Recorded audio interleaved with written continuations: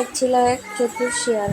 সে বনে ঘুরে বেড়াতো আর সুযোগ পেলেই অন্য প্রাণীদের ঠকাতো।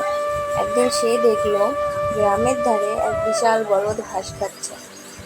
বলদের বড় বড় শিং আর শক্ত শরীর দেখে শিয়ালের খুব ভয় লাগলো, কিন্তু তার মাথায় দুষ্টু বুদ্ধিও এলো। শিয়াল দূর থেকে বলদকে বলল, মামা, তুমি এত শক্তিশালী, কিন্তু জানো বনের রাজা সিংহ নাকি বলেছে তোমার মতো মোটা বলদকে সে একদিনেই খেয়ে ফেলবে। বলদ রেগে গিয়ে বলল, কি বলছো? আমি কি এত দুর্বল নাকি? শিয়াল বলল, তাহলে প্রমাণ দাও।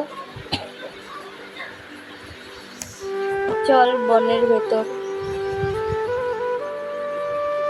গিয়ে গর্জন করে দেখাও তুমি সাহসী। বলদ শিয়ালের কথায় রাজি হয়ে বনের দিকে গেল, কিন্তু শিয়ালের আসল উদ্দেশ্য ছিল বলদকে ভয় দেখিয়ে নিজে মজা নেওয়া। হঠাৎ বনের মধ্যে ঝোপ ঝোপ নড়ে উঠল। শিয়াল চিৎকার করে বলল, ও হে সিংহ, পালাও! বলদ ভয়ে এমন দৌড় দিল যে কাদার গর্তে গিয়ে পড়ল, আর শিয়াল হেসে গড়াগড়ি খেতে লাগলো। ঠিক তখনই ঝোপের ভেতর থেকে বের হলো একটা ছোট্ট খরগোশ।